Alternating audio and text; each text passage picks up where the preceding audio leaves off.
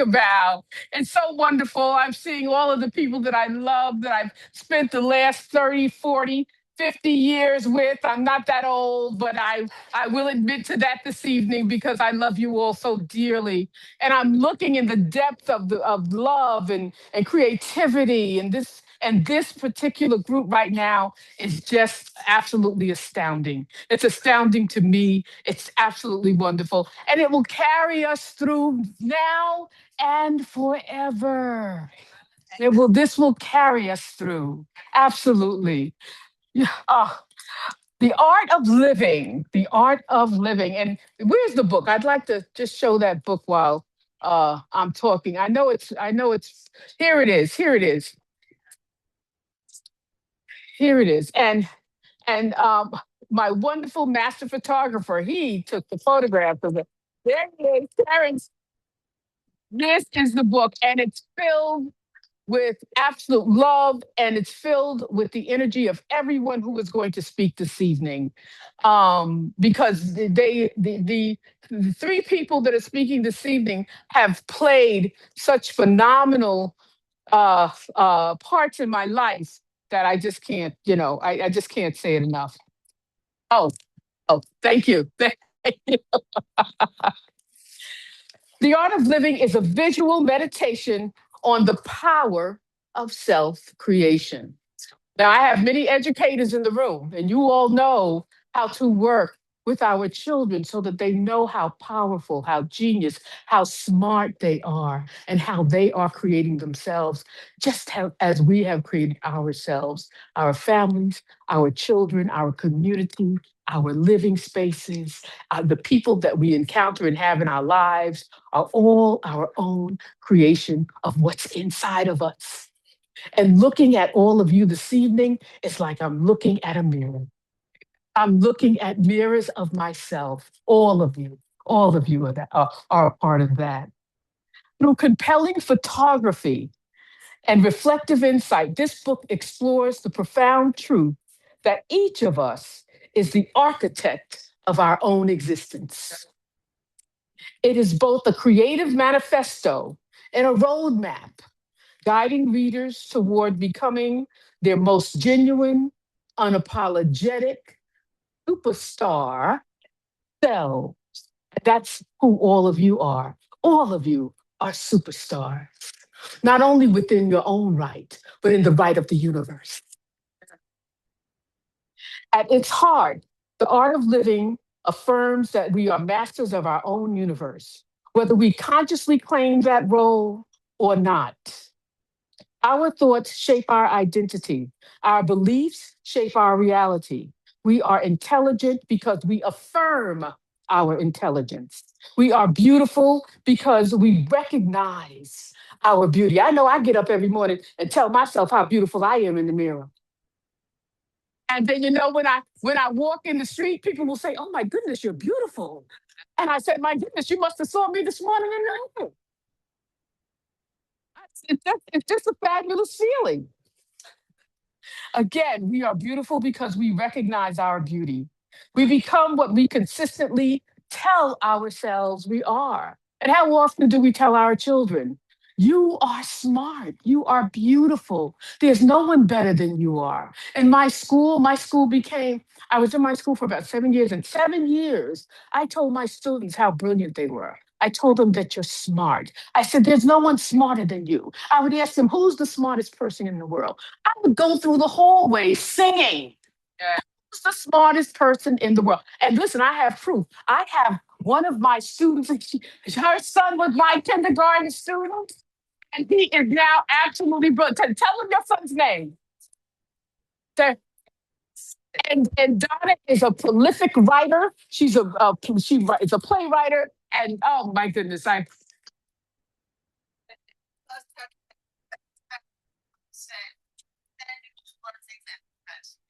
was my kindergarten student. How old is Tariq now? I'm not that old. I'm just 27.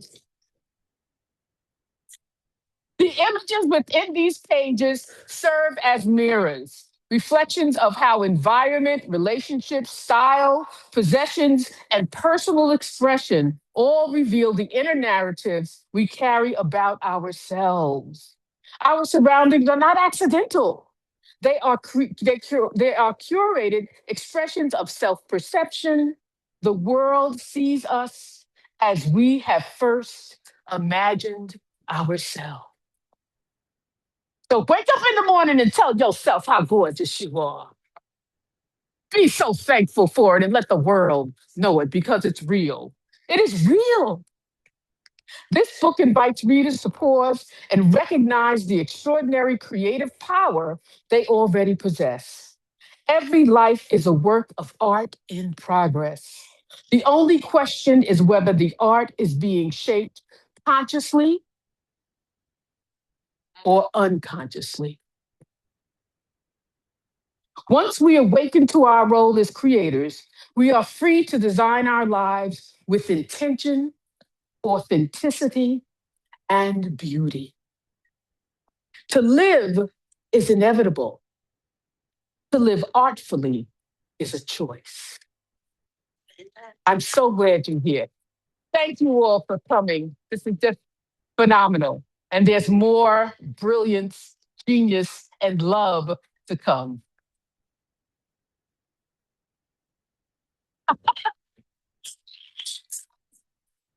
Ladies, and I am, this is my love auntie. That's how we do, most of the people here, we see each other, we see love, and we just embrace it. So I was happy to help you. Her mom was together. We met one evening. This is after your mom had passed. And I knew Wendy when she was 8 years old. Oh, And we did not come together until now. wow. And it was because of her mother. Her mother's love brought us back together. And this is the result. She and her sister put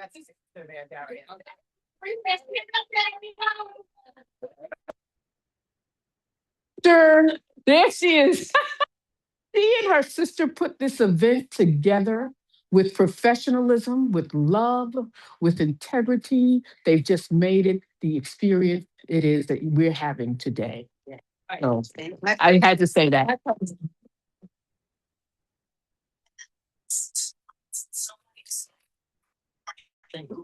Yes, I play the song Lovely Day in the morning when I'm brushing my teeth. It changes all the words because it is going to be a lovely day, but we're not looking at you. And it just makes me feel good. So I'm happy to be here. I'm happy to see all of you as well. The next portion, we're going to have 3 people come up here who think of the art of living from their perspective. And we want you to think about it from your perspective also. The first person I'm going to call up is Mr. Al Johnson. Come on up, please. He is an author. I'm sorry, an artist. All right. Worse. He's an artist. And so we want to ask you, Mr. Johnson, how do you, when we say art of living, what does that mean to you in terms of your work and who you are? Okay. Art of living for me, gone to lengths that I've gone. Art is how I breathe. Take that on. Art is how. This is my 5 minutes. Yes. Okay. All right. Let me first just say how my connection with the garden started. It was to me, and it's been a year, but I'll just say it. She did someone to design an invitation for us.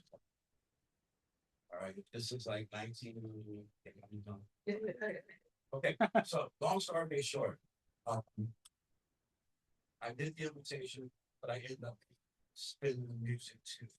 Okay, it was that kind of situation.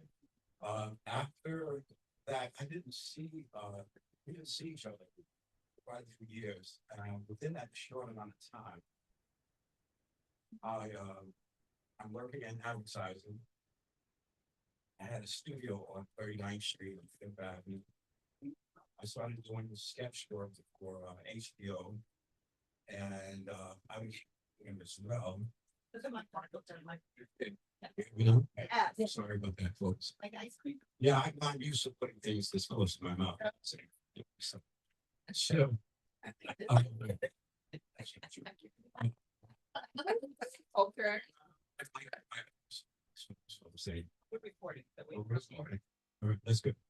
So, to make a long story short, I found myself doing well as an artist. I was living in New York City. I had a studio, and when 9/11 happened, all of a sudden, all of the works that I did or was doing had to come to a halt.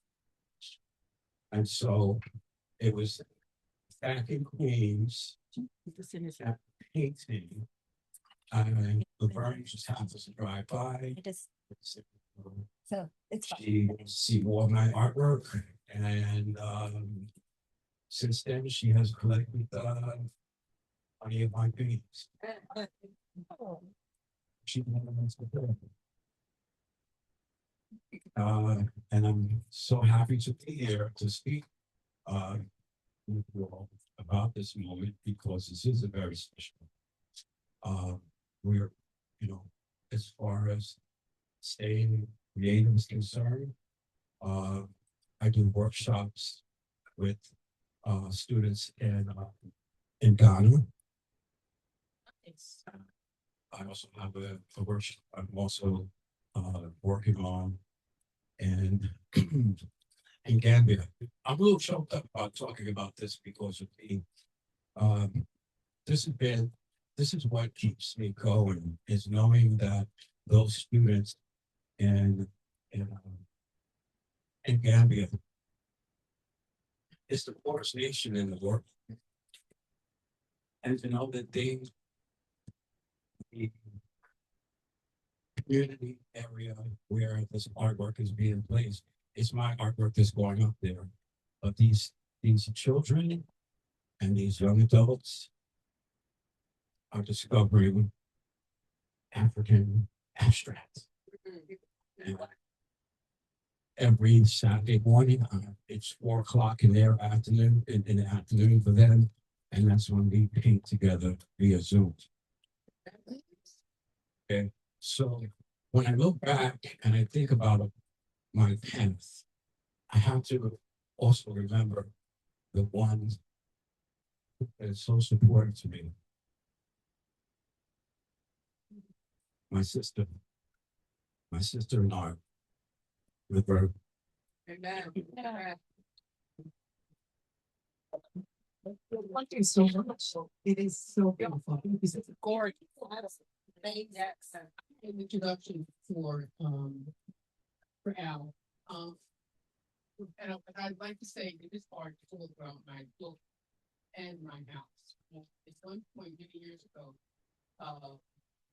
college director asked me to show my art, my collection in her school. Dr. Bradley right there. And she was supposed to hold on to it for about 6 months. Well, after about 2 months, I said, no, I got to have my work back because it defines my spirit. All of that work, it's just absolutely speaks to me every day, and it's all around my house. One of my teachers was here, Stacy. She's gone now. She had to leave early, but she would send me every year pictures of her children. So I saw her and I keep them up. They're up in they're right now. When I saw her today, I haven't seen her maybe in like 10 years. I saw her today. I said, I see you every day. You know, because her pictures are there in my home, and you know, it's just a part of who I am. I have to read this introduction because I took my time to write it. So I'm going to do this quickly. I'm going to do it quickly. Al Johnson is an artist extraordinaire, a force of vision and spirit. His work moves through portraiture, fine art, African tradition, and abstract surrealism, with fearless mastery. What he creates is not decoration, it's revelation.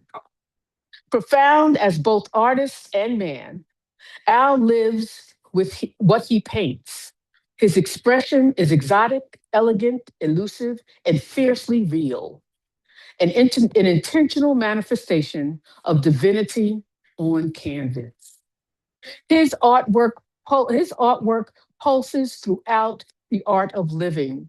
So when you purchase this book, you will see his work all throughout, and you'll know what I'm talking about. The art of living and throughout his work pulses throughout the art of living and throughout my home, shaping my creative spirit. He does not simply make art, he awakens it. Without his light, my own would burn less boldly. Thank you. Thank you. Thank you for that. Said it better myself. So when you think about creativity and joy, based on what you learned about him and how, didn't he say art is breathing? Yeah. Hey, I want to know from you guys, what's something that you love doing that's creative or otherwise that makes you feel energized, or fully alive? If someone want to share something, anything that you do that's creative. Dancing. Who said that? All right. That's Naomi in the back there. Can we have a shout out for the drinks? And did everyone enjoy some food as well? Yeah. So who likes to dance? I saw everybody's hips moving during the music. So that's good. So that's creative. What else? Writing. What else? Yoga. Yoga. Singing. With me, I wake up to jazz. Yeah. I go to bed with jazz. I listen to jazz all day long. So And beautiful. so that's what my art of life is about. It's king. Yeah, that's creative. I think we gotta infuse something creative in our beings. And we all may not be able to create art like Mr. Johnson, but we can create something. Yeah. Whether it is the way we sway our hips when we're dancing, or cooking something, or listening to music, or singing, whether we can officially or not, because I have been known to carry a tune that should not be on stage. And so they will sing. Yeah, so think about that. Yes. Communicating. Tell us a little more about that. Communicating is not just with words. 10% words, 90% body language. So that incorporates everything that whatever you need to. That's how we communicate. That's creativity. Absolutely. How dress. Yes. Yeah. How dress. How to communicate. Absolutely. Okay. I think I said it 6. Yes. Yes. Yeah. Yes. Blanca from the live stream says music and dance. Yes. Yes. That connecting and networking we're hearing. Yes. Yes. Because we came here by ourselves, but we leave as community. We leave as family. Oh, some laughter. Laughter. Yes. Yes. Even when things are tough, right? Yes. Emily. I don't know if mine is artful. I create. It's absolutely. Yes. What is it? I create programs. Yes. It takes work and creativity. That help you. That's good stuff. Yes, that's what you hear. It's Silent. silence. Not violence skills. Absolutely. Right. Science is part of creativity because you're one with yourself. I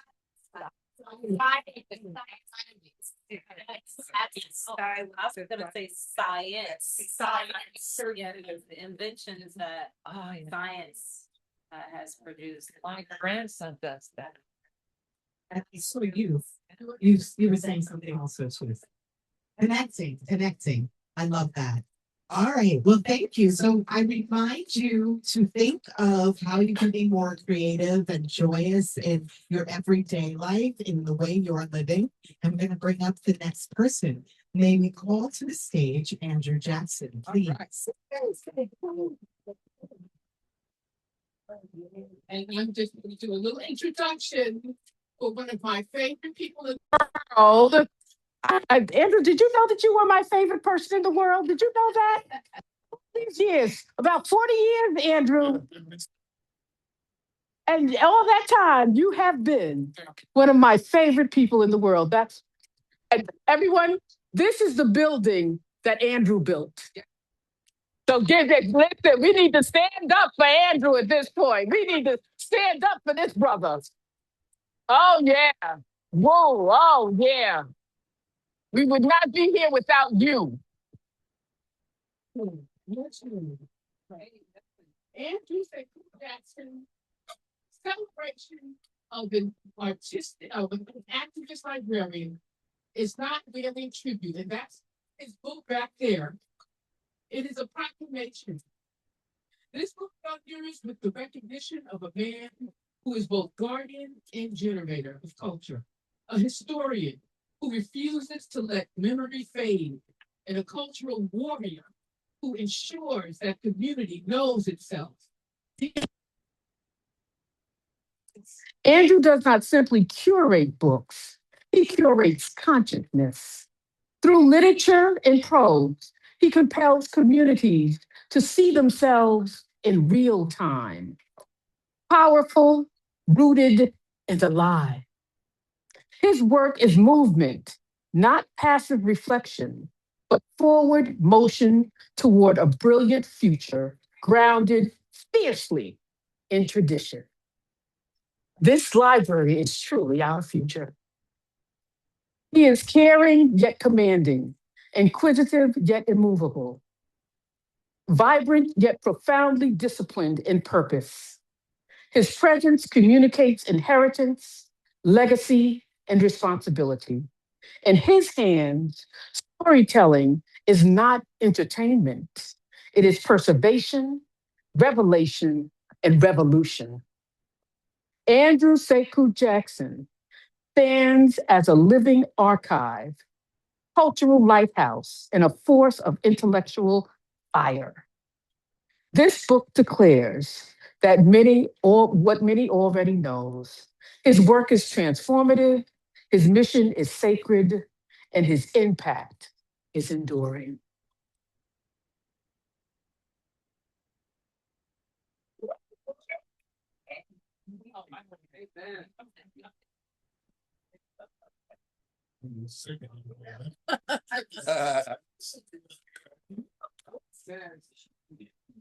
It's amazing how different we think of ourselves and how other people see us and think of us.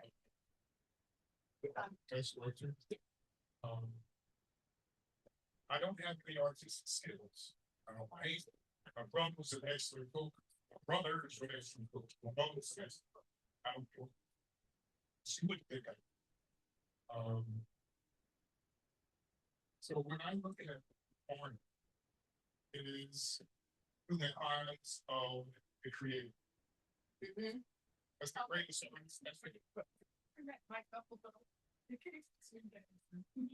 getting static. Yeah. Just like an ice cream. Yeah. So I want to make sure everybody creators that bring us on this home. Yeah. Look at what he created here. Right. And then when I became a librarian, which was not in my forecast, but the creator's forecast. When I walked into the old building, the original building, on 100% Street, the first thing you notice about it, of all the books about our history and culture, was above the books was art. And part of the foundation of the library was a cultural arts program. Everything, dance, theater, journalism, art classes, and everything. And one of the artists, Elton Fatts, whose pictures above the center door outside the auditorium. was an artist and an illustrator, children's books. And he would come to the library. I didn't know who he was. Elderly man sitting down.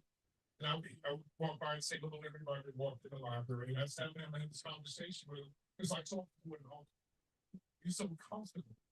And I found out from Ron Nimmons, our curator, who Elton Tax was. His books were on the shelf, 5 or 6 different books, traveling the world, writing about his experiences, about his artism. And then you see his like children's books. And it just got me involved in understanding that part of who we are as a culture, as a people, is different. It's all throughout our history and culture. So when we designed this building, I have the claim to be the only manager of one of the branches of the police library that actually was involved in the design of this library. None of the other managers were given that flexibility. Because Marshall, Jeff Aubrey, and all the elected officials, like our godparents here, that they didn't try to stop me from anything I did. I'm sure for somebody else that would have gotten there, as far as I know. Always within the realm of procedure, but outline, the outside line of the walls. And what this art was about was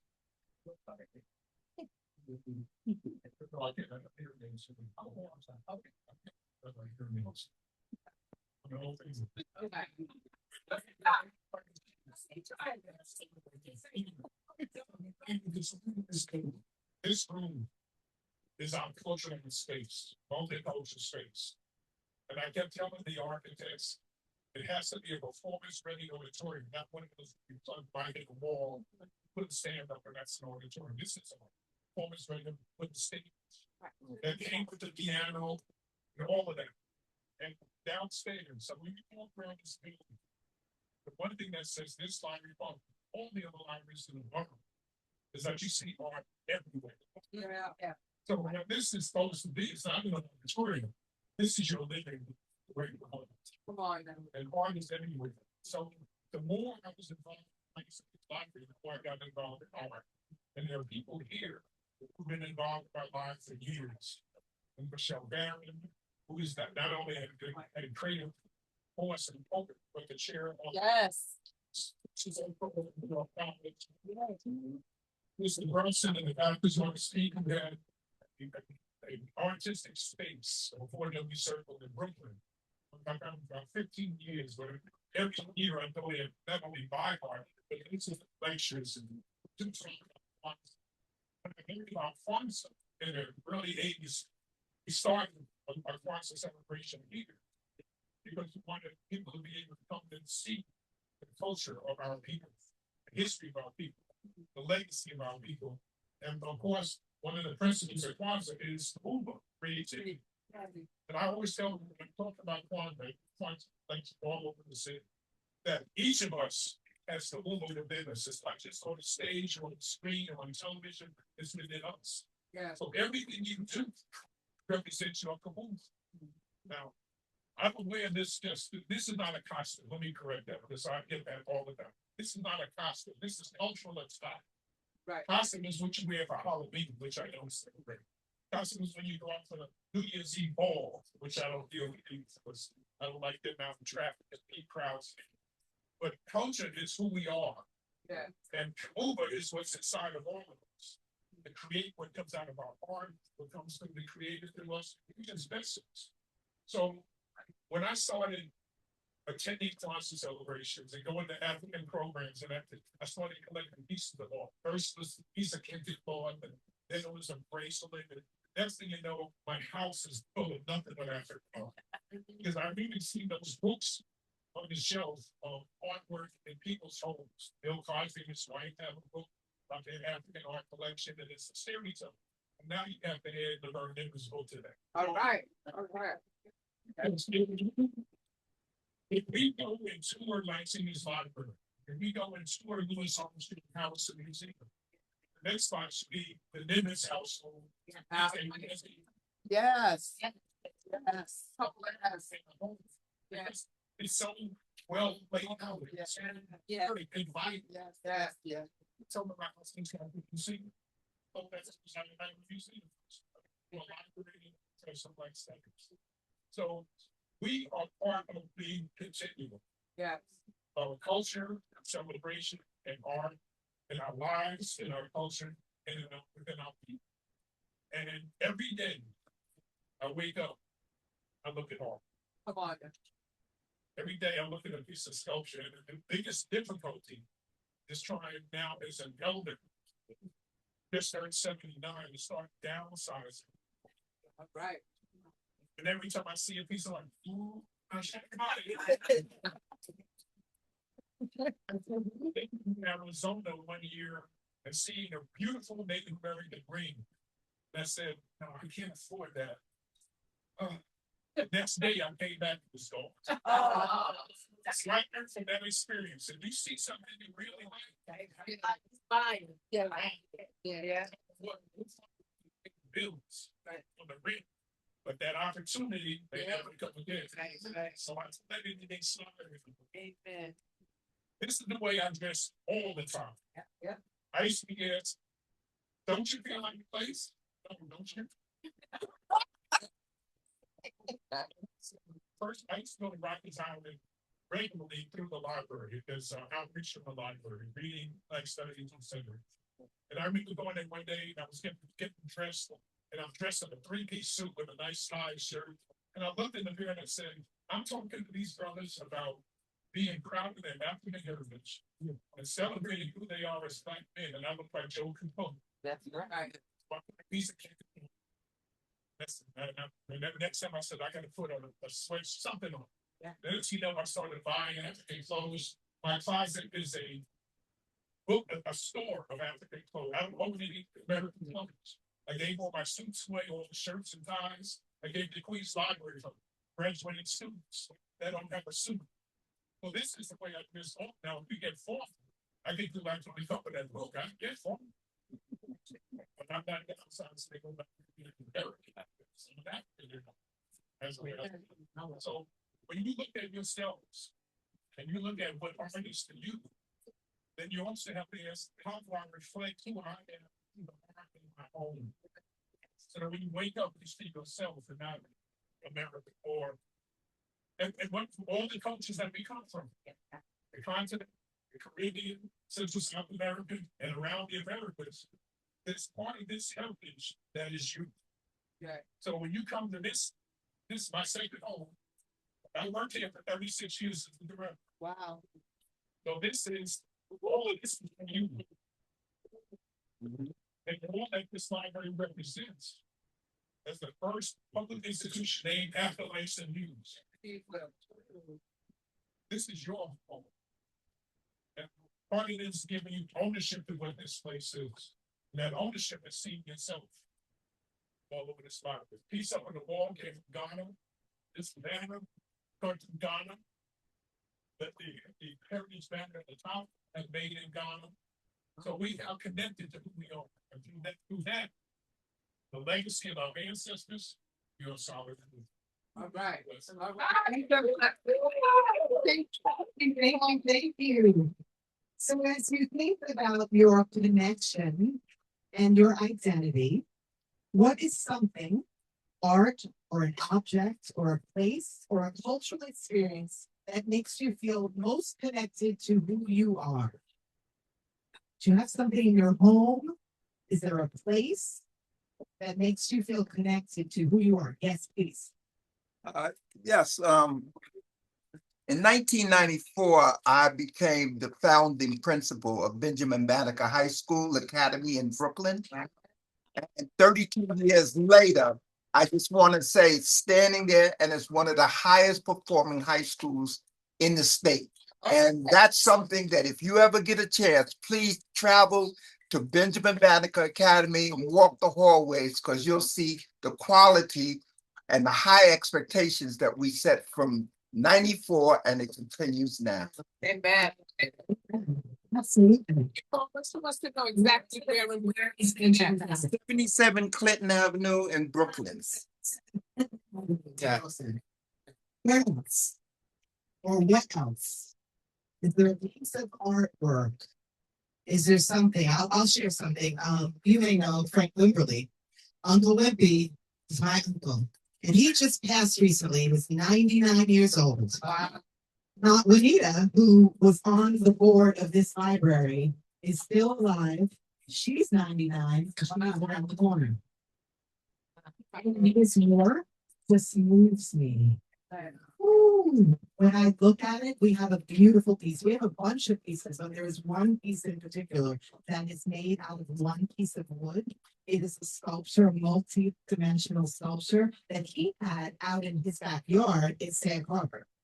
And he gave it to my grandfather, who then gave it to us. And it just brings me home every time. And I walk by and I touch it, and I remember. So anybody have a place or? Yeah, yes. My father was emergency man during World War II. And he came home with a pillowcase. Yes. And in the middle of it is a red sun. And around it is the name of every state in the United States in 1943 that the Japanese prisoner of war created for him because he was finding. And talk about connection right here. Because I talk to everybody, I know that hit you. And Why did that hit you? I'm finishing my husband's memoir. He is a depression. Wow. Sort of Texas and depression. He has passed on, but after 5 years of writing this memoir, he said we needed to do fusion writing. And I had just retired. I said, no, I'm going to the beach. But how could you not do this? And when I finally finished it, and I did the last 3 or 4 chapters myself, and Donna always has to listen and edit it with me. But someone said to me, this is not just a family legacy. This is a part of the canon of Black literature, and it's to maintain it like it's just a treasure. So I'm just trying to finish it up right now. So I love the idea of connecting with someone whose father was Black merchant marine, because I never knew any Black merchant marines except my husband. My father and 2 uncles. Thank you so much for information. Yeah, and we come from a line of Tuskegee Airmen, the first Black policewoman. We have to remember who we are, you know. And so I'm glad that we had that random conversation, because now you too can connect. And that's what we should be doing. Just share whatever you want to share, because I don't even know who got on that conversation, but we shared something. And because of that moment, now we have a bigger connection. So thank you for talking about connection. If you say something, yeah, I'm not going to do that. Thank you. Yes. Sorry. I have so many, but I just want to share with one of my 2 sisters here. I was honored to receive a portrait. Actually, that's not even a portrait. It's a picture of one of the original Tuskegee Airmen that stood along that airplane as General MacArthur saluted them. And he's not even facing it. But the Long Island Press, which is a local newspaper in Queens, New York, said local boy saluted by General MacArthur. So he gifted me with that newsprint, his headshot from World War II, as well as the picture of him and Michelle Obama and all of his colleagues, because Barack Obama, you can't say nothing bad about him. He saluted them, and they were at the inauguration. They had their own booth. So I got that portrait of him with Michelle and Barack standing next to his wheelchair, because he died at 101 years old. And I was so ready the day before he passed. I said, you would appreciate all of my memorabilia than my daughters. And I see that every day because I have the We are all so connected, right? Yes. Andrew. I have to add this. First, congratulations. How old is he? The young boy, to see that again. Seven. These 2 little ones. My grandchildren. That is important that we make sure that that our elders and our parents and our aunts and uncles have been bring the children and expose them to who we are through our history. We take it to church and we have institution. Amen. Folks have seen that from day one. We need to do more of that. If our children grow up around books, they'll read. If they grow up around art, they'll appreciate it. We need to do more of it. So thank you very much for being here. Thank you so much. Thank you. Awesome. All right. Okay. Any other shares? All right. We're going to now talk to Miss Brenda Brunsky, who is a designer and artist in her own right, and I'm sure that Laverne has a something beautiful to read as well. So before we bring her up, we're gonna hand it over to you.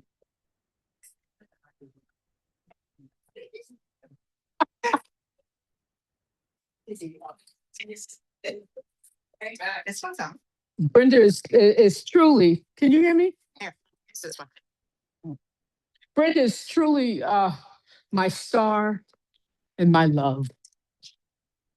Brenda Brunson Bay is not merely a designer. She designed this outfit that I'm wearing. She designed many of my clothes, and they don't just go, Gloria, do it again, do that twirl again. She designed Gloria's outfit. Go on, Gloria. Go on. That's Brenda. Brenda. A star. Absolutely. And she makes all who wears her design stars as well. I've gotten promotions because I've worn her clothes. I'm telling you, Brenda Brunson Bay is not merely a designer. She is a divine force. She's a divine force, artist, activist, humanitarian, visionary. She creates from a place of fearless brilliance. She does not follow beauty. She births it from within and sends it outward, clothed and power. Her designs are not fabric and thread, they are intention, made visible. Every stitch carries spirit. Every silhouette declares sovereignty. The world around her bends to the clarity of her inner vision. Wearing Brenda is transformative, is transformation. My career expanded, my presence intensified, my life moved with exclusivity, reverence, and unmistakable distinction. I did not simply enter a room, I arrived. Her work is euphoric, celestial, commanding. It lifts the wearer into another realm of existence, one of confidence, radiance, and unapologetic divinity. Through her genius, I evolved skillfully, soulfully, and magnificently. And I am here today as proof. And she just honored me by coming and speaking today about my book, about me.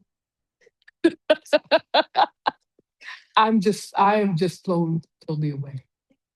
Brenda.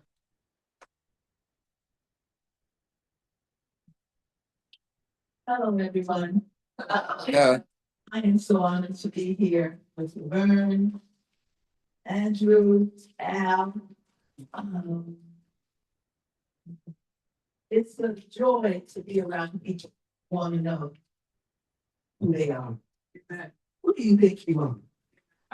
Who do you think you are? That's what we are here talking about. Who we think we are. I grew up in the 50s and 60s in Augusta, Georgia. As a little girl, sometimes like Andrew said, kids remember when you tell them who they are. Yeah. I was in the 4th grade, I just moved to a new school. And I had a 4th grade teacher named Miss Bullitt. I would remember her until I died. and she taught geography. And she said, this year, kids, we're going to learn about the continent of Africa. We started laughing. Because we thought about tourism and Friday. Age, because that's all we knew about Africa. Some of us didn't even know it was the continent. That's right. We thought it was the country. And so to say, y'all can laugh all you want to, but when you finish it, you're gonna know. That's right. Maybe you can. This woman started her class by just naming countries in Africa. She was very proud. And she was saying, wow. First we banged, we said, Ghana. And the way she pronounced them, we had never heard these kind of words. We got to understand, we lost our languages when we left there. That's right. And by the time we finished with these words, we knew all of the countries. This was in, say, 1953. We won that year. In elementary schools, they had a speech contest for the city. We won. I know you. All right. And people asked me, say that word again. I said, Madagascar. Yeah, I mean, it was like an awakening. And that's what design has been for me. I was a biology and chemistry major in college, but I always created, like most of us had. But I grew up too at that time, when you were 8 or 9 and you learned to crochet. That was the way you rites of passage as a child. A lot of us around this age that we remember those things. We learned to crochet. By the time you got 11 or 12, you had to learn to stitch. Also, in high school, they had a course called and then the boys had to take it, right? Yes, right. The boys had to take it. You have to learn how to sew a button on, you have to learn how to cook. So they take the beginnings, everyone do that. Because really and truly, everyone is an artist. You don't have to paint or sew, you're an artist. Because whatever you do, you have learned the art of it. You work at computers, you learn the art of that, because that's how you have survived. So we be art. I did a movement about 20 years ago called We Be Art. Because we can take anything and make an art out of it. And when I don't know if you all can hear, I'm from Brooklyn, I live in Brooklyn. You remember the times when, maybe about 15 to 20 years ago, you'd be riding in your car along the streets. You stop at the light, and out drop the jobs, these little black kids, boys basically, with little teeny bikes, looks like little tricycles. And they do all this jumping and twisting on the bikes and skipping all over the place. Sometimes drivers will say, get up. I said, no, shut up. Can you see what those kids are doing? And I would ask, I got out yesterday, and said, where don't get these bikes from? He says, we found them in the trash. We need art. We can make an art of anything. That's what our ancestors did. Yes. Amen. Even though I went into the field of science, I stayed there, I taught for a couple of years, but I still was not happy. And for some reason, I've always been creative. When I finally got my first sewing machine, a neighbor of mine, Miss Mystic, gave me my first cattle one. I had to sign, sewing by hand. When she did that, I went crazy. By the time I finished high school, I was making my clothes. I was making my friends' things. I would take clothes and buy them and change them over. And it was empowering. Yes, that's what creating is. It's empowering, however you create. Whether you create on the computer, on the car, whatever you do, you empower yourself. And that's what we need as a people. Not having power over self, but empowering within ourselves. I finally came up here and went to FIT. And because I had a college degree, I could finish it here. I worked for the old Abraham and Strauss stores. You remember that? I was the buyer for them for about 7 years. It was boring. I wasn't creating anything. I was going to the market and picking out stuff. I never saw nothing I liked. I was just, selling. I don't like this. So I had already started to create things for myself. I remember going down and this man's store over in Brooklyn on Montague Street. He had a little boutique and he always had different things. I first started making cakes. That was during the time that cakes were. And every time I talk to him, he says, where are you getting these cakes from? I said, oh, I make them, He says, would you make 12 for me? Okay. I went back and gave my resignation. Sometimes you have to step out on the. You can do it on the side for a minute, but if that's what you were really meant to do, you do it. The other thing that I found out, and I didn't find out this until I came up here, my Aunt Ruth was really my mentor, my guide. She made her living her whole life as a seamstress here in Great Neck and Bayside, Long Island. She told me after I got here, I didn't know it. My father was also a tailor, but he had to be relegated to working in Jewish man's doing alterations because of racism. This was 1933 when he came. And one day she said, Brenda, I'll tell you something about you. I'm so proud of what you're doing because you're carrying on our family tradition. So what kind of tradition? She finally told me that my great-great-grandmother, post slavers, taught all their children females. And she told them, you're going to have to work for those people, but you won't have to clean the house.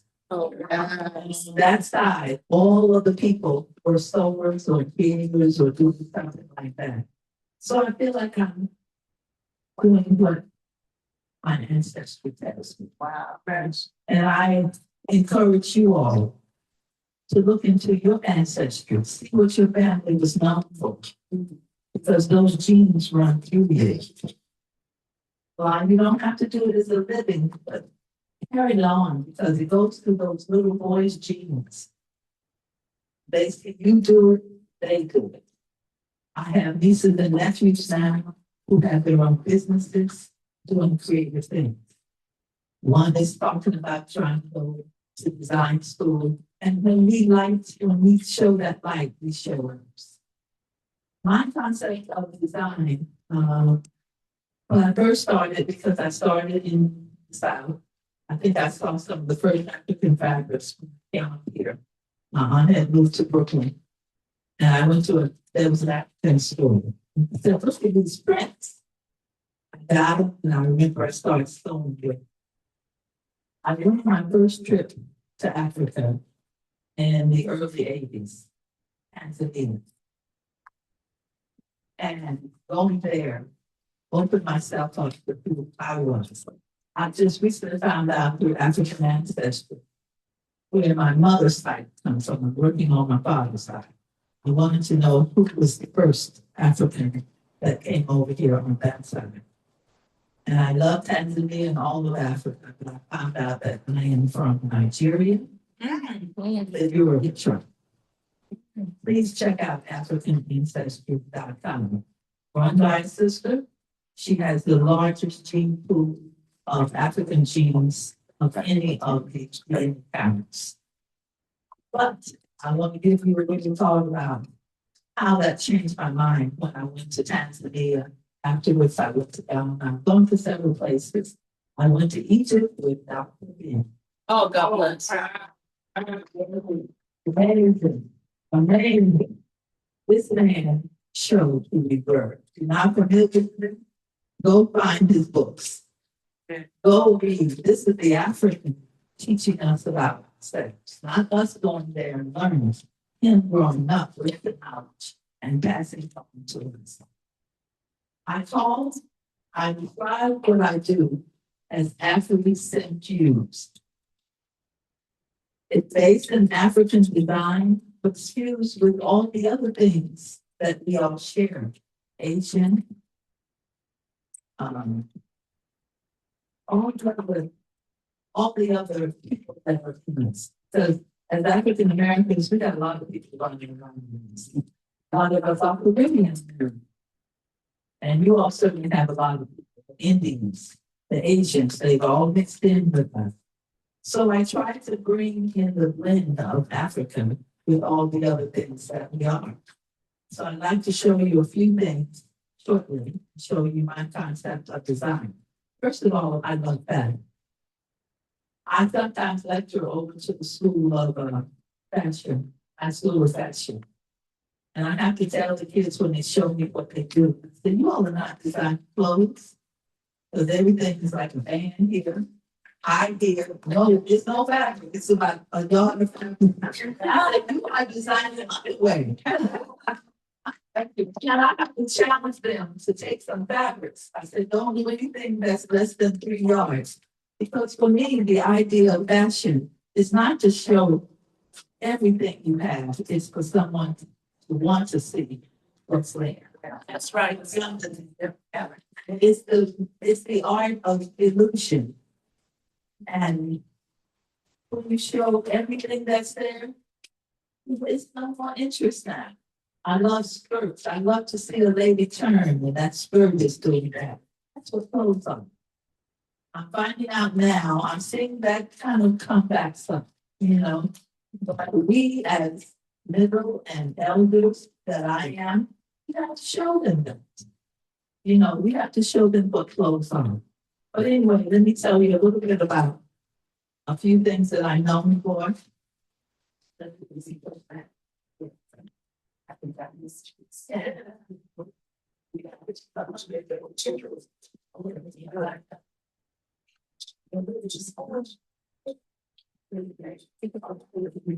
I'm just proud of a few things.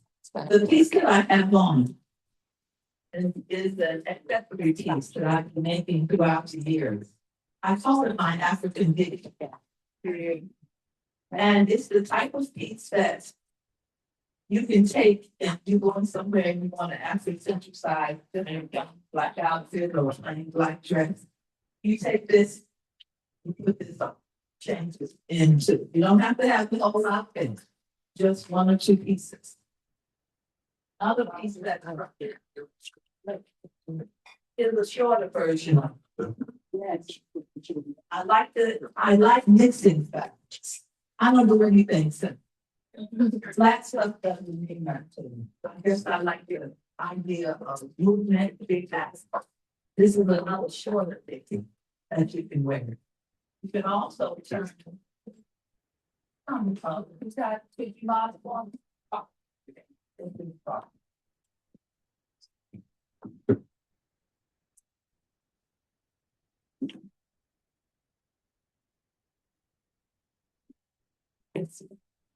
that's beautiful. Have that little change over there. Wow. Yeah. Because we have melanin, we can see all this kinds of factors. That's, you know, and so if you think we are a mixers and stuff of stuff. Turn around, another way you can wear that pizza.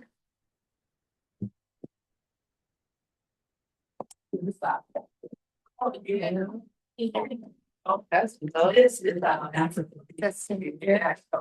I like to think that you can do 2 or 3 things with, not just one little bit, you know.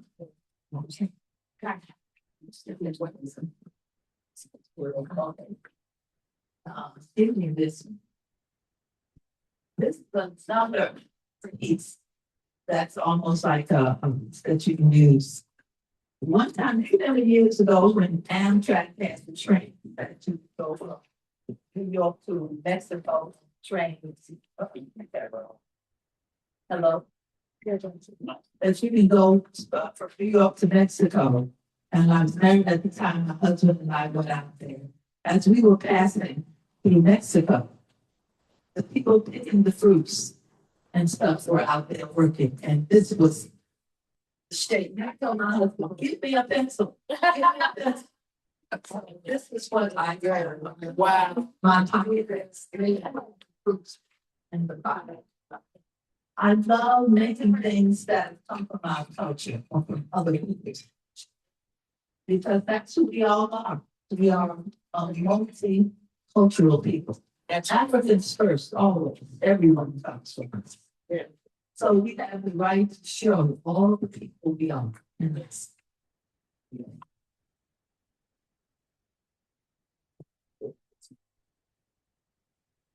I love mixing up patterns. This is another piece, 3 different kinds of mud cloth that comes from Ireland. These are patterns that we found that we didn't know anything about. And that Miss Willis can put up my eyes. There is another world, there is a whole world out there that we have yet to tap.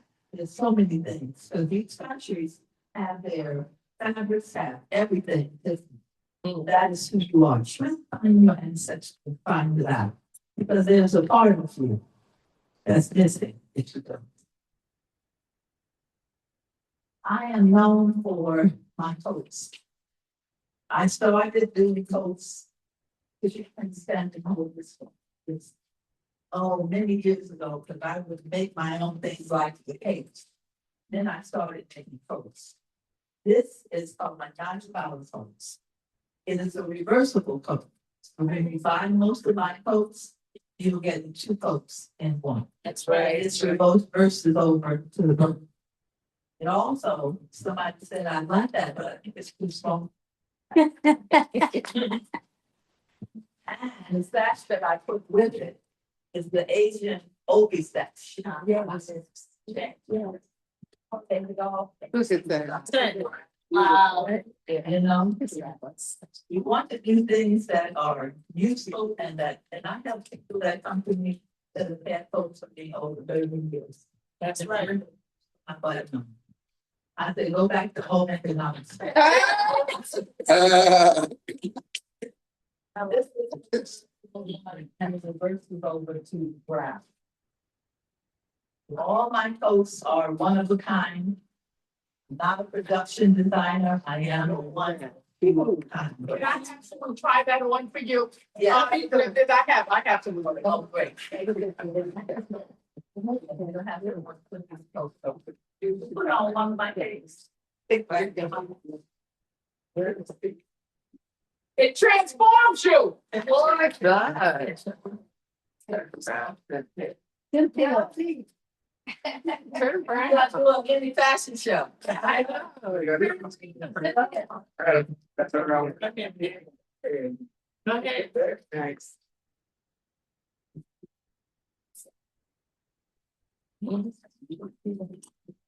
This reverses over to the next thing. That's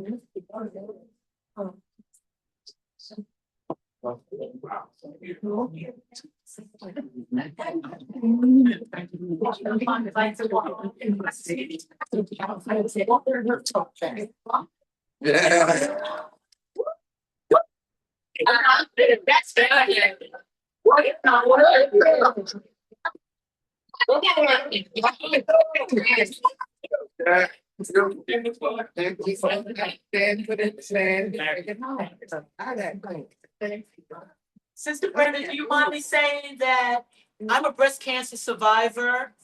And all you have to do is just tell Brenda what you need and she will create something fabulous. I could not lift my arm because this is where I had my mastectomy. So Brenda came up with this fabulous opera cape. On one side it was mud cloth, on the other side it was a royal red. And I wanted to go see Alvin Ailey. I was supposed to be on bed rest, but I went to see Alvin Ailey, and I had that coat because I could not put sleeve. I couldn't wear sleeves, so she had 2 slits. Wow! So I just was able to put my hands right on the slits, and I was bandaged up, and I went to see Alvin Ailey. She after my surgery was a British coat.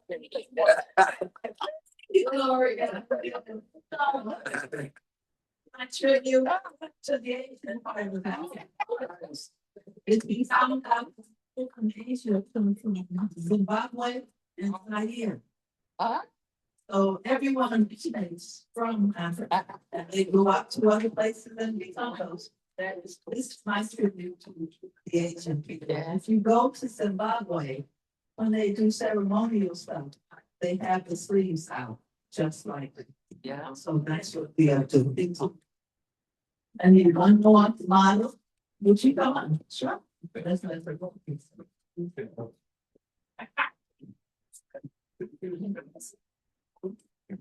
That's what her clothes do to you. You can't help yourself. You don't show up, you arrive. I like that. You arrive. They're all there.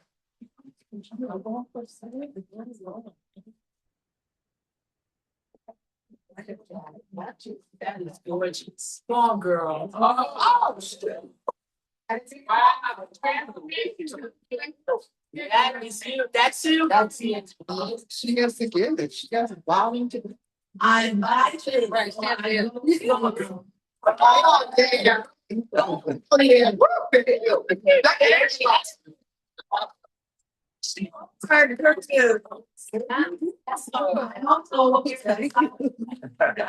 The fact that she Africa, I mostly was about the organ to see her and different things like that, and I feel hold on and make buttons. So everything has its own personality and it's about the way. So when she doesn't want them to follow her down the street, she puts it on the side. Yeah. But just to give you a little taste of what I do. But I am so thankful. I feel grateful that I'm carrying on ancestry. That's the message I want to deal with. And study your family history. Yeah. Look at what your ancestors were good at. Because that's what you're good at. And even if you don't do it for a living or your whole thing, do it as a hobby. Teach your children, especially teach girls and boys how to create for themselves. We have a whole community called hip hop that got tired of looking at it like us. And they kept creating a whole new things. But now the industry has made them not create no more. You remember when they wore the hip hop clothes and you could see them? Don't see them no more on the women. So we gotta get back to wearing clothes, showing who we are.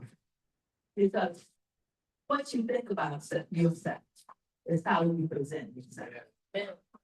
Love yourself first, know yourself. Thank you. Thank you. So when we're talking about expression and personal style, want to know from you guys, what is one thing that you wear or a style choice you make that truly expresses you? Yes. I wanted to ask, I wanted to ask Brenda, no, I'm loud about it. I know I'm loud. I just wanted to ask Brenda, does she only make females No. clothes? You know, when I was married, I used to make male clothes. Oh, okay. No, because I like it. I do something, and even with these pieces. Yeah, that's what I'm they talking. wear these too. Yeah. See, I would like it, but I don't know about the collar. That's You what. can always change the color or do something different. Gloria? I want to say that yes, men too. Brenda is very humble. She makes a lot of clothing for celebrities. And Ben Raines wore one of these. I don't know what you call these things. Yeah, he wore one of these when he played in Mission Impossible 1, 2, 3. He wore Bun had. He wore one of these things when Tom Cruise went to see him. Yes, right. Thank you. For men, so we can do them without this. Okay. I'll get your card. And we will be sure to bring her back for Kwanzaa or bring her back for a vending opportunity, but I want to bring you back to why we're here.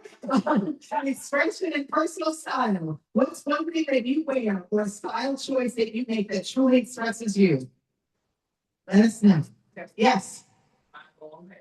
Bald head. All right. What else? What else? Yes. I am addicted to earring ornaments. Earrings. Oh. Earrings. Okay. Oh, yes. I love hats. I have collections. I brought one today and someone found it in the background here and returned it to me. It's fabulous. What else? What's the, how do you adorn yourself so people know you are coming? Our hair, Our hair. Yes, our hair. It's over here. An African pendant African pendant. that I wear every day, and those who don't agree with me, who maybe with other ethnic fragrance, then I make sure I let them see it. All right now. All right now. Yes. Meaningful branded teeth. Oh. Always used to come and say, yes, yes. Oh, I have. Oh, I yes. wear black. You wear? I wear black. You wear black and white. All. Always. Yeah. And so it is about how we show up and who do we think we are, right? Oops, yes.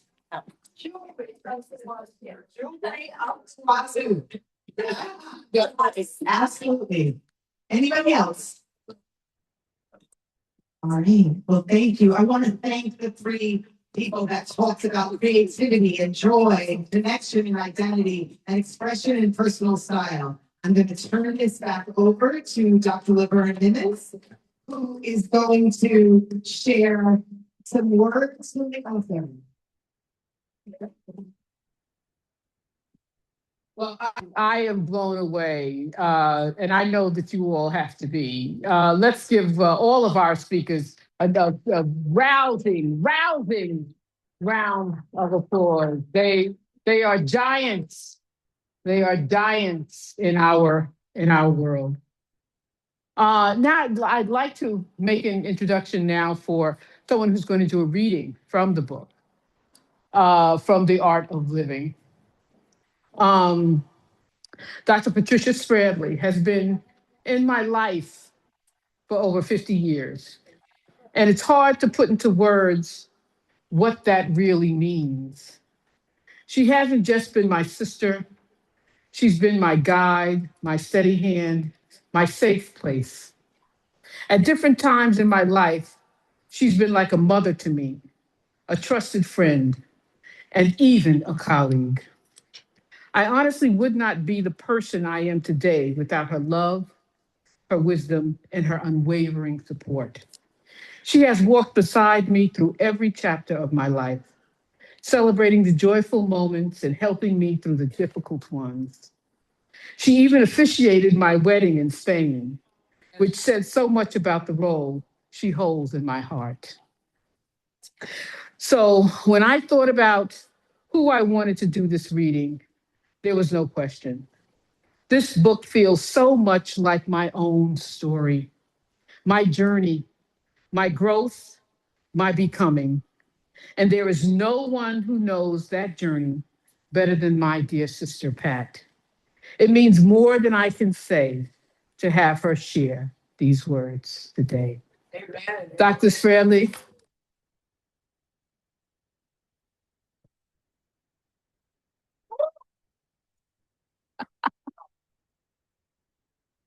Oh, no, you got my heart. Oh my God. Been here before, girl. First of all, there's a it's just a blessing to be amongst having so many people who love one another. We are here out of love. And my journey with Laverne is for real. Because I met Laverne when she sat in the back of the classroom hiding her brilliance. We were in a graduate course together. And if she could have gone through the back wall to disappear, she would. But the spirit in me turned around and saw her back there. And I said, oh no, there were only two of us in the classroom, like one another. And I said, she's not going through that wall. And I went back there and sat down next to her and found out that her mother was my paraprofessional in a classroom that I was teaching students in. That's divine doing. There are no mistakes. And after that, I found out that we were on the same pathway. to receiving our master's degree at the same institution. Amen. And my journey with her has not ended. She's a delight. I love her jokes. Yeah. I love her sense of humor. And I love the fact that she loves herself and she loves others. Right. Amen. And she's a giver. Amen. She gives. Yeah. And she doesn't seek anything in return. Just the joy that you show as a result of receiving those gifts. Yes. So it's my pleasure to be here to read from the art of living. And so, of course, I called her up to make sure I didn't make any mistakes. I said, is it okay if I read this part? And the book that I'm going to read is her office. Amen. Now, Laverne doesn't like to talk about her office. I'm going to tell you, she really doesn't. She'd rather talk about the paintings and all the other wonderful gifts that she has stored in her life over the years that I've known her. So I go to the art gallery just to be in her home. And I said, let me do something a little different. I said, let me talk about her office. See, she didn't go up here talking about her office, did she? No. Of course not. That's why I made. So when I first went into her office, I said, wow, I'm being very honest with you. I said, there's junk in here. It's like, it's water. I said, there's like stuff everywhere. I'm the little person who organizes. And she was quite comfortable in the office. And I said, well, this is not something, so let's see what happens in here. And what better way for me to find out than to read what she's written in this book? What she says at the beginning of the book, the office is filled with my most treasured dreams. All right. Realizations and fantasies. Come on now. Well, that's a beautiful beginning. My PhD diploma from Fordham University is prominently displayed front and center, sandwiched between a portrait of President Obama. What a place to be. At a portrait of President Obama. And a congratulatory letter upon her retirement presented to her by President Obama. That's how come on now. I mean, he did a whole lot for her. She was favored. I said, oh, okay. I like President Obama because he likes you. And that's a proclamation that was given to her by the Honorable Inez D. Barry from the Council of the City of New York. It was like, I know, she knows people in her places. And then there's another notable. She says, Inez Barry worked alongside her mother at PS 137 in 1968. Oh, that's where I met her mother. Come on now. Yes. God is good. Because after that, her mother left this earth and I became the one that filled the gap. Amen. What a blessing reminder of. For her during the time in which she lost her mother. So she moves on and she says, Mother's Day, the first time. Laverne loves people, and she really likes people to love her. Amen. So she has a way of bringing them into her presence, and it's very smooth. It's very easy. It's very, it's a lot. Amen. So this is what she did. The first Black chancellor of the New York City school system, the Honorable Richard Green. Yeah. Okay. Mm-hmm. He was a part of the celebration of Mother's Day in the school, I assume, where she was, because she was a teacher at PS 127 when he received the chancellorship of the City University. Come on, what's the New York City school system? Excuse me. Now, Notice how she shows up in the right place at the right time with the right people being present. After that, she said, oh, and then I got a proclamation awarded to me by New York City Mayor Eric Adams. See?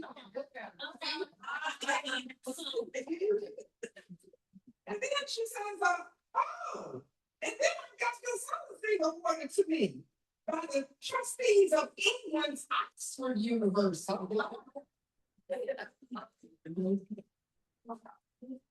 Oh, she's shy. And then she said, oh my goodness, I'm serving as a member of the 2007 Oxford Round Table. Now, analyze that thing. My goodness, how did you get here? That's with millions. That's her ability to recognize gifts that come from her. She takes advantage. She travels with these gifts. So I said, okay, well, I've been in her office a number of times, and I'll be honest with you, I saw this picture. Is that her office? That's not the office.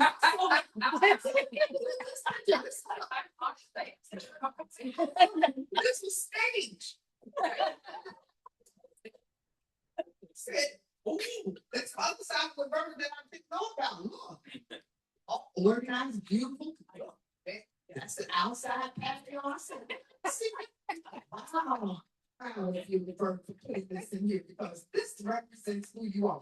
This is the real one. This is the real one.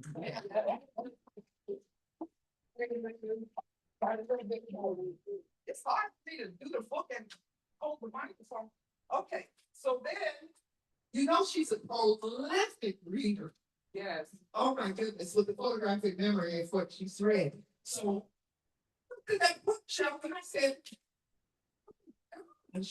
look at all the beautiful books that she's read to prepare her for the life that she's living now. So she prepared for what she's doing. This was an extemporaneous. This is a process. This was development. This was loving on herself, appreciating herself, making time for herself, and being kind to herself through the reading of books. Knowledge, information, understanding that she didn't keep selfishly, she passed on to others. I'm a recipient. Come on, guys. I'm a recipient. She helped me help myself.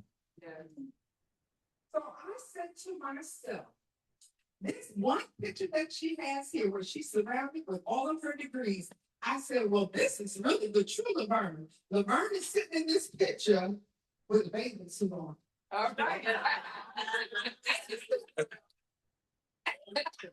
So it's hanging in her office. So all I have to say is this: it's a blessing for us to be gathered, to recognize someone whose life has been dedicated, as far as I'm concerned, to other people, other people's children. I mean, that's hard because as a teacher. And to love on children it's a lot that comes from a place that you didn't expect you had in. That's her. And I am overjoyed with this book. I am so proud of Laverne. She helped me cross over many bridges in my life. She was available. And she has given my family, all of my children know I'm Laverne. I have 4 children, I have 7 grandchildren. Life is a big moment in time. And I am glad I'm a part of Laverne Nimmons. Amen.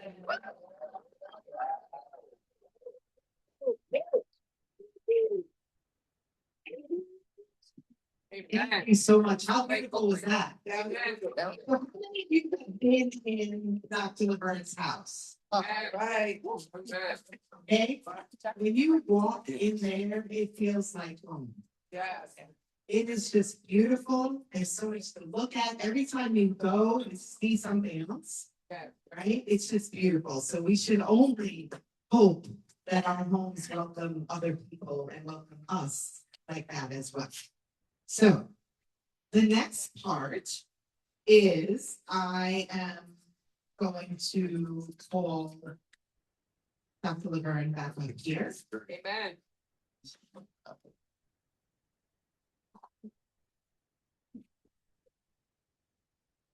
I think I took it, but You get it? Oh, it's here, it's here. Thank you.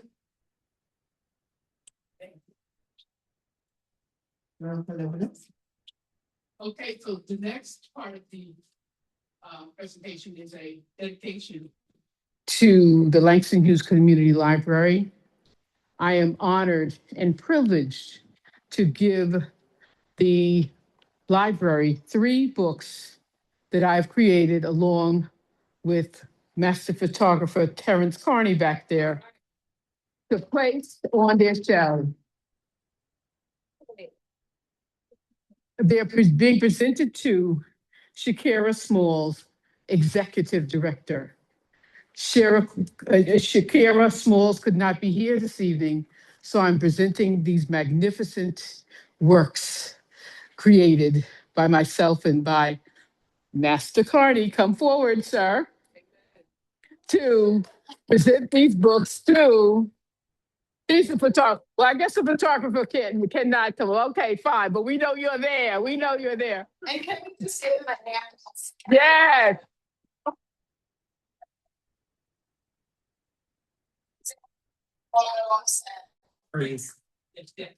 And these are the books that I'm presenting first. Andrew's book, Celebration of an Activist Librarian. Yes.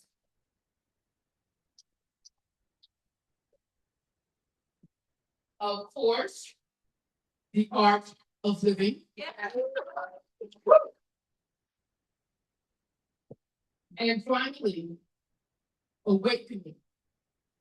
And Albany celebrates Women's History Month. Yeah. And this book is from right here in this room. Wow. And what year was that? 19. It was created right here. And just looking at the copyright, 2015. I remember 2015. The celebration of women. So I just so thankful to this place, to the space, to the community that's here. We would not be as powerful and as strong as we are if we did not have buildings like this all around us in the city. We have to find them. We have to know where they are because they truly exist for us. And this city, just let me tell you something about New York City. New York City does so much for us as its citizens. And it's important for you to know that. My husband and I went to the gym, the complex, one of the gymnastic gym complexes, physical complexes. The Parks Department, thank you.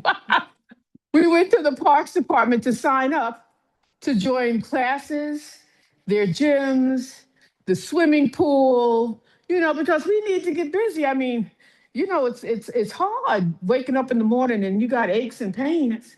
And I realized that we had these aches and pains because we weren't working our bodies. So I said, where can we go to work our bodies? Where? So we ended up at the Parks Department. We went into the complex over there in Flushing Meadow Park. Yep.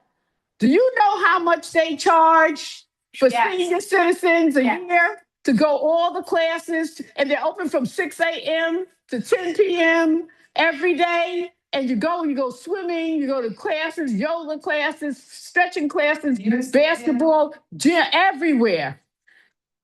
They charged us.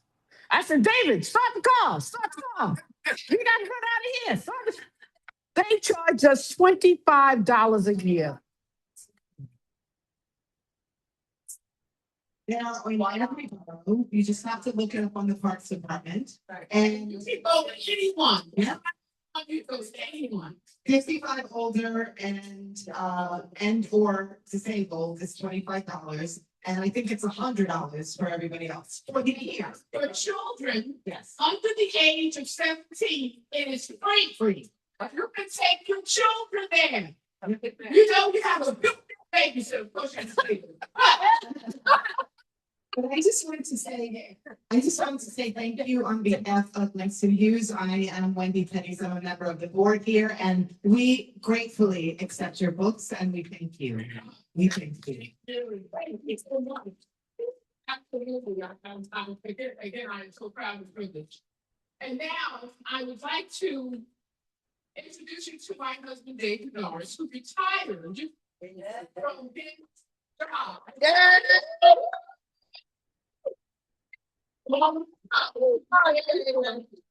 38 years.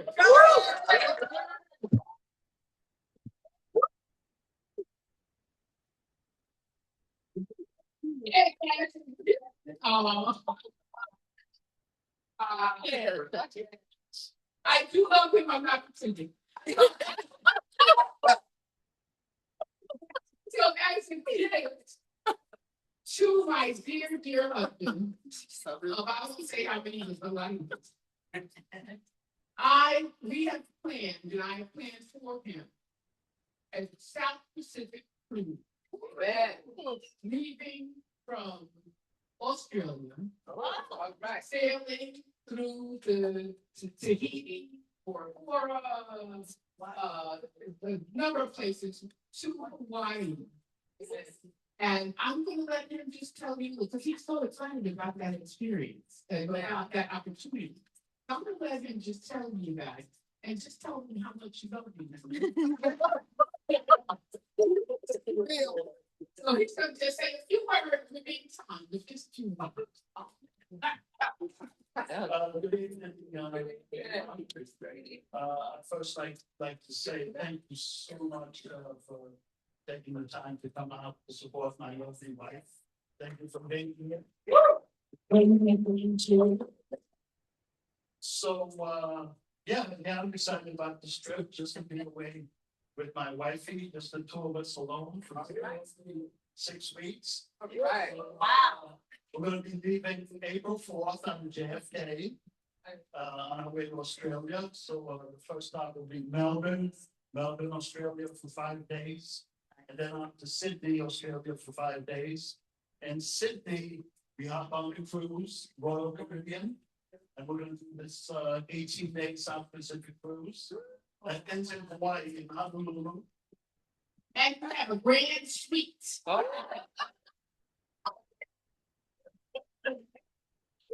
So it's in Honolulu, and then we'll be in Honolulu for 4 or 5 days. But it's the trip that keeps giving. Yeah. Because from Honolulu, we're going to fly to Maui, spend 6 days in Maui, and then back to Honolulu, and then Honolulu on Alaska Airlines back to JFK. First class.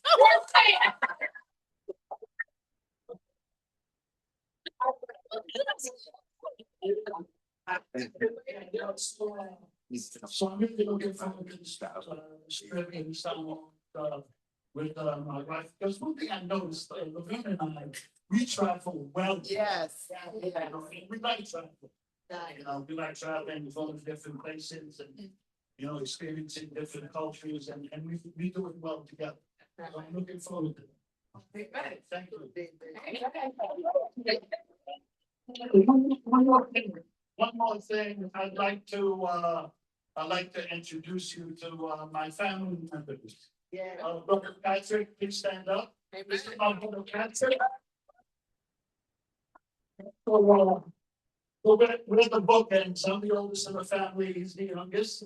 Amen. Okay, and Max and Judy. Max and Judy. That's my nephew Max, and his mom Judy. Yeah. Fabulous, sweetheart. Thank you.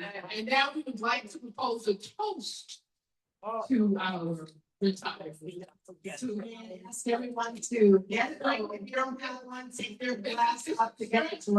Yep.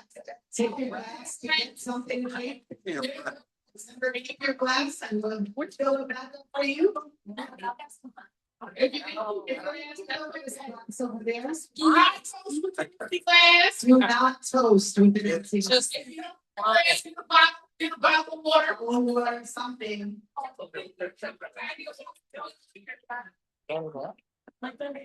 Said do not toast with them. Yes, you cannot toast with an empty glass.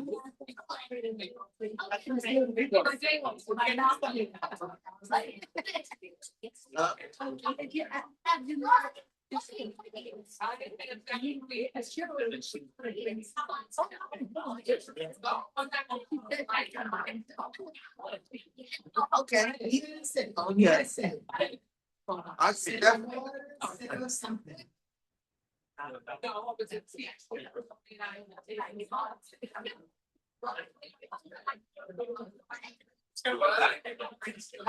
Thank you. I think this narrative.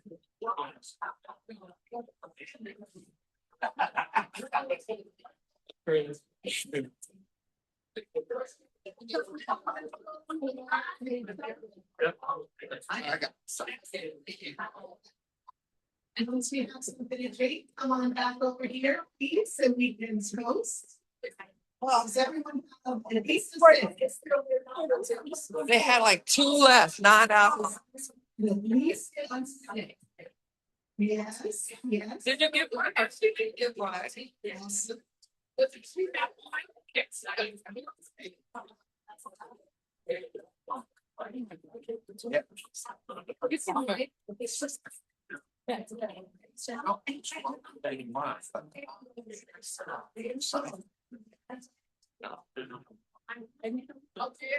Yes.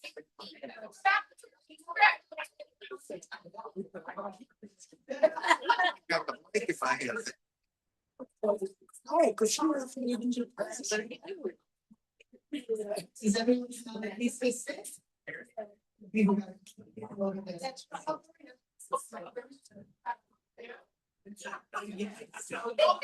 Cheers, these are amazing.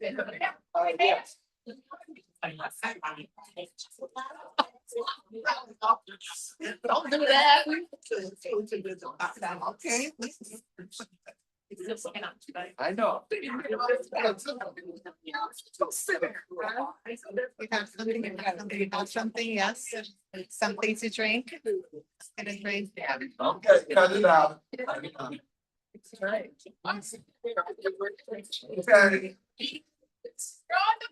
Okay, go for it. We want everyone to come back and have your cups in your hands as we give a toast. First, I want to say prior to the toast that I met Laverne when she was coming to the school where I worked, and she was in kindergarten. That's how long I've known Laverne. And with Dave, yeah. And with Dave, I just want to say I was his best man at his wedding. All right. So it's my pleasure this evening toasting both Laverne and David, but especially David because of his retirement. Yes. And especially Laverne because of her art of living. Yes. So let's raise our glass with peace, love, and blessings for Laverne and David.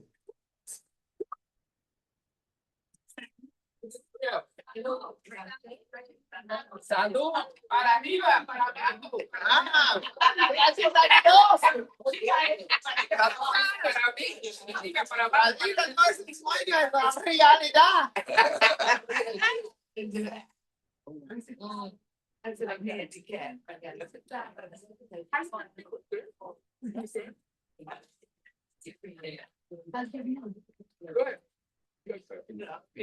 That was wonderful. That was absolutely wonderful. Thank you so much.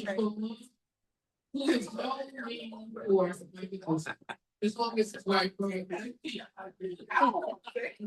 although I'll never get to be now for the fun part, and she doesn't even know this is gonna happen. And gratitude for our very own Chanel Thomas Henry. Yeah, I want you to come up here, girl. Yes, I do. The queen, I love you. Oh, Today I stand here with deep gratitude as I present my book. Where's my book? Where's it?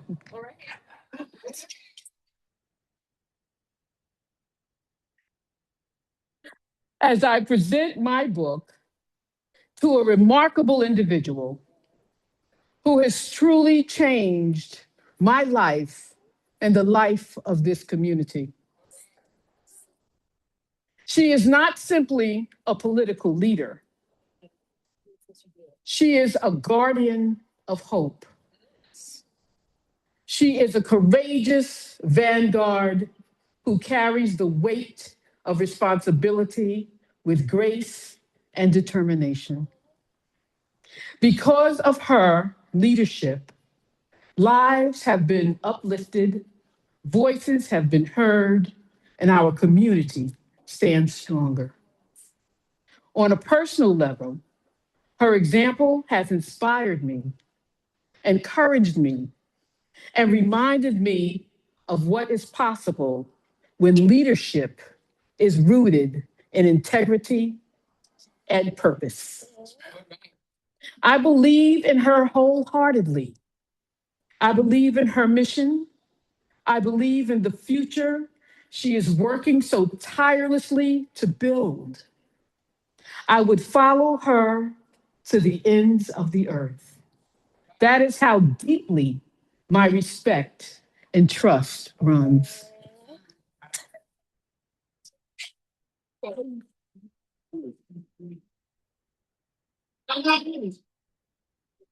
Oh. I don't always pause to say this out loud, but today I will say it clearly from my heart. Thank you. Thank you for your sacrifice, which you, my goodness, you sacrificed my darling. Thank you for your courage. Thank you for leading with vision and with love. It is an honor to place this book in your hands. Thank you.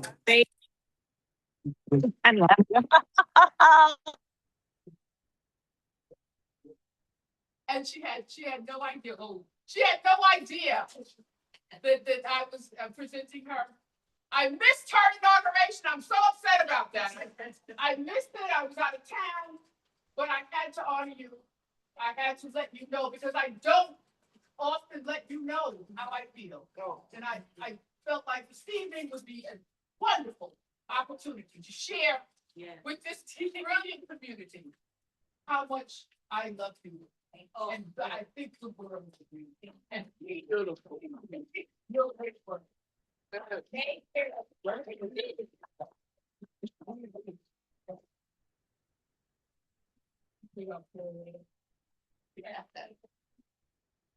well, they know now. Tell them who you are, because I didn't tell them. Get up here, hurry.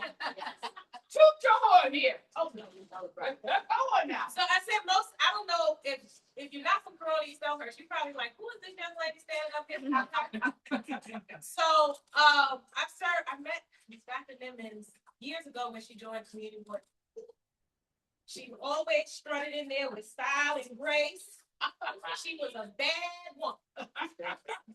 And when she told me about this book, I didn't realize you had many books. Yes. So you were just so humble and just, a woman of so many talents.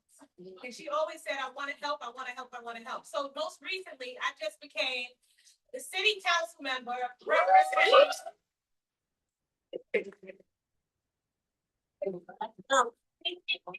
And ultimately, the second Black woman to do so.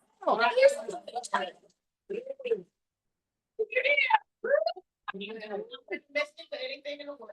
Thank you. Wow.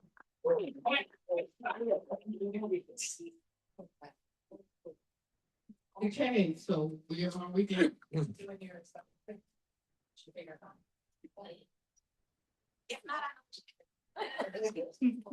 Okay, so just talk among yourselves.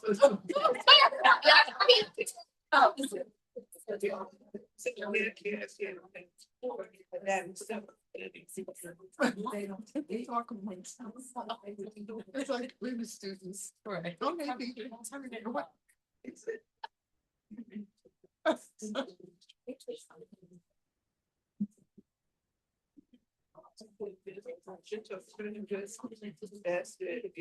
Okay, so now, if you all have the program, turn to the back of it because when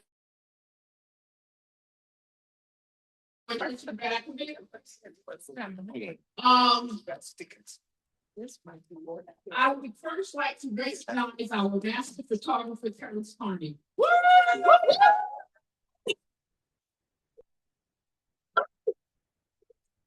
I had the extraordinary privilege of traveling the world alongside master photographer, writer, developer, worldly traveler. I can't, there's so many things that I can say about the gentleman. He's produced several magazines that are there on the table for you to see. Through his lens, every destination becomes more than a place. It becomes an experience. He doesn't just capture images, he captures atmosphere, emotion, and the defining moment. Africa, to the architectural wonders of Japan, the vibrant streets of Spain and Morocco, and the exotic beauty of Bali, Singapore, Bangkok, and Hong Kong. Each page brings these destinations vividly to life.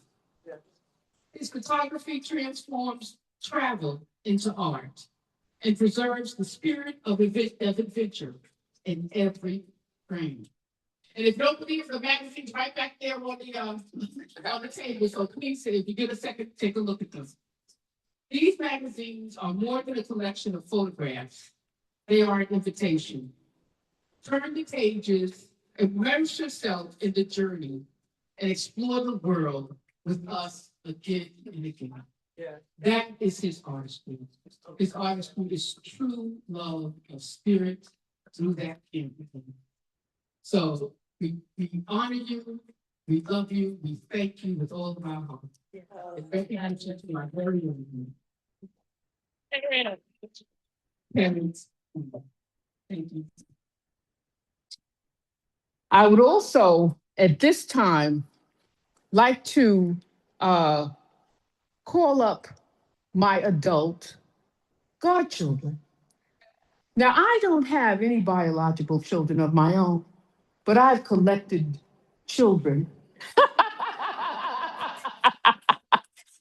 As an educator, as a person who loves young people, who loves genius, who loves to be a part of that genius, and help these young people recognize their genius. Because when I tell them they're smart, no, I'm not. When I tell them you're a genius, no, I'm not. Not only the children, but the adults too.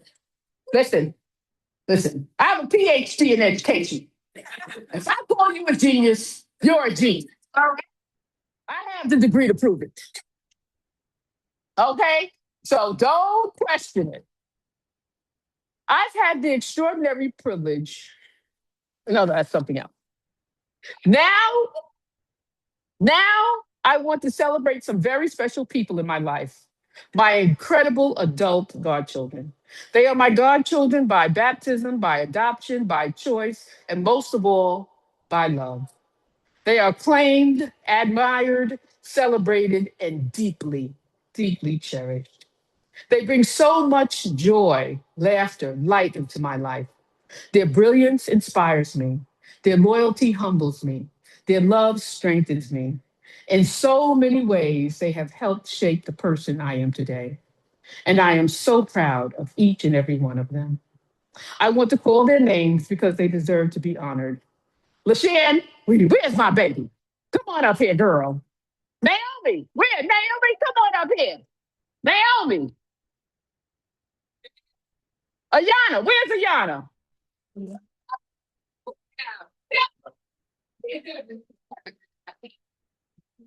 Also, my neighbors who stop being just neighbors and became family. I have claimed them as my godchildren and had the joy of watching them grow for most of their lives. Leslie and Elizabeth, come on up here, girl.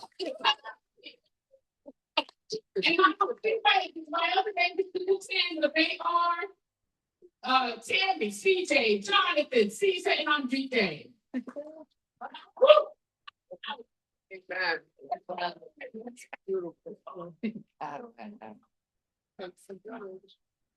Each of you is a gift. Each of you is a blessing. And today I celebrate you with all my heart. But I have one more person, my nephew, who is also my godchild. Come on up here, Max.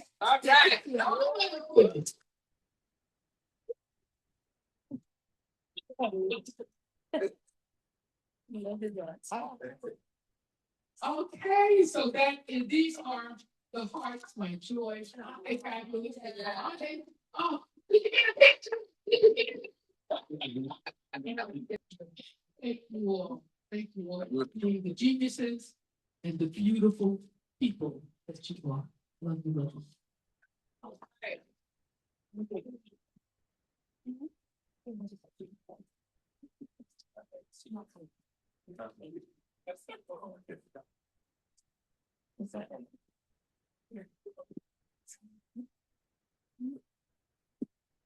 Hold on. I want my grandchildren to share. Come on up here. I just went to a play they had last night. Come on up, Seth. Sarge. Yes. Come on up, friends.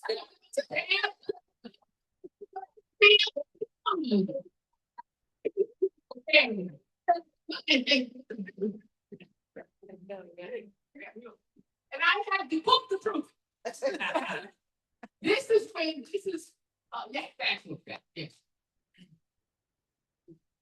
Thank you. Thank you. The title of this book is Blessings and Masterpieces. And this is when the Sham was pregnant. Thank you. This is when the Sham was pregnant with the twins. All right. And she just, if you get a chance to see these magnificent photographs of her carrying these beautiful bundles of joy.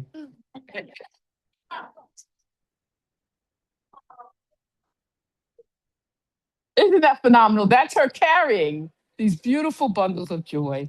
And in the end,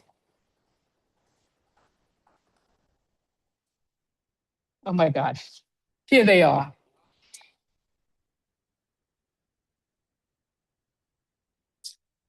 So absolutely beautiful. Thank you. Thank you, my love. Thank you. Yes, that's when you were just a baby and now you're a big boy. Yes. Oh.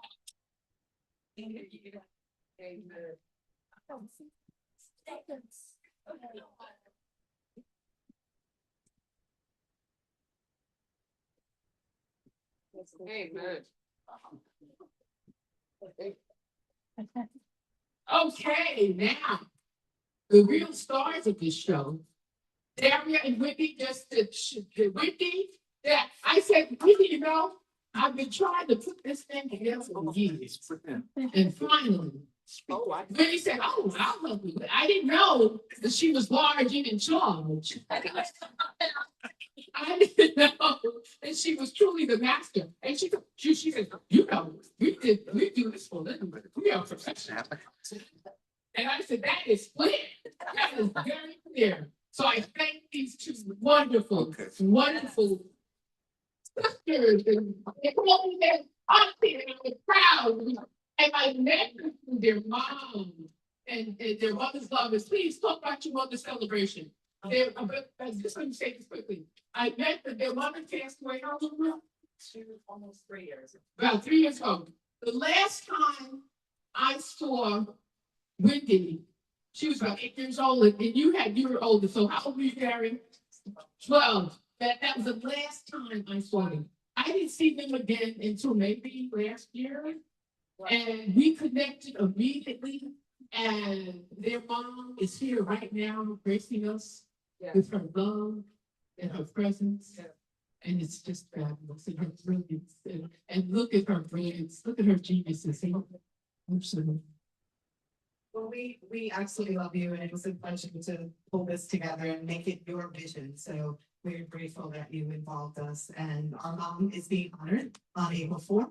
Thank you to the councilwoman right there who was so great. April 4th, it would have been her 85th birthday, and we are changing the name of 98th Street and 32nd Avenue. And so you will be on your cruise, which she will be looking at them. Absolutely. I'm the baby with the books, so she's like, yeah. All right, thank you so much. Thank you, thank you. And again, I would like to thank my goddaughter Naomi Spencer and her significant other, Eli Gabriel, Deborah Chang, who is working the camera. She's making sure that others are seeing this live stream. Dr. Sylvia Miguel and her son Potion Miguel, who are here to support us in every way. We love you. And Cheryl Holman, the best of the best, who traveled with us from all the way. She traveled here all the way from Chicago just to be here for this evening. And of course, my godchild mother, Lachey, who was my friend since second grade, Blair, like to stand up there for the word of and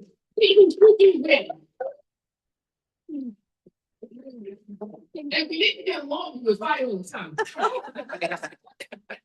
And we'd like to thank Grammys and Papa Southern Style Catering, and of course, the Langston Hughes Community Library. Thank you. Thank you. And I just have to say the drinks were on and supplied by Naomi Spencer and so we thank you. We thank you for this. And I would just like to end with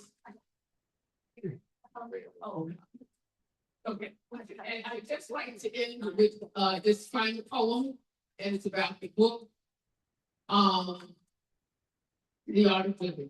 And it's on your program. So if you'd like to keep your program and want to follow along, I will be on here. It whispers what we have always known, but sometimes forget, that we are both the canvas and the picture, the architect and the dream, the masterpiece unfolding in real time. Every thought is a brushstroke. Every belief, a choice of color. Every space we inhabit, every soul we welcome, every object we treasure is a part of the gallery of who we believe ourselves to be. We are brilliant because we dare to think brilliantly. We are beautiful because we allow ourselves to see beauty within. Our world mirrors our inner vision, faithfully, patiently, until we learn to shape it with intention. This book is an invitation to awaken to the art of already happening in your life, to move from unconscious creation to deliberate design, to claim your place as the genuine, radiant author of your own becoming. To live is inevitable. To live artfully is divine. With gratitude, Laverne.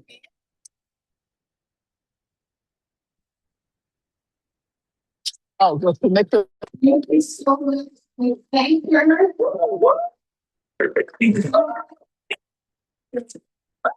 And I'm sure she wants to thank all of you for being here tonight and for being a part of this celebration of creativity, community, and the many ways we practice the art of living.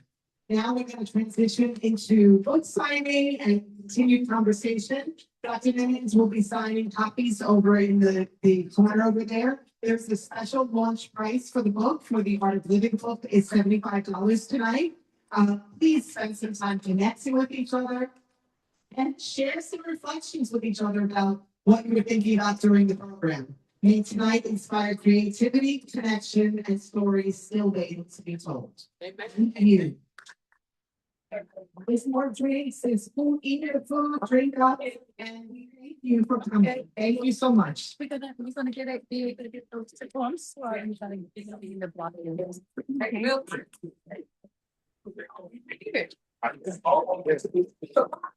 Yeah.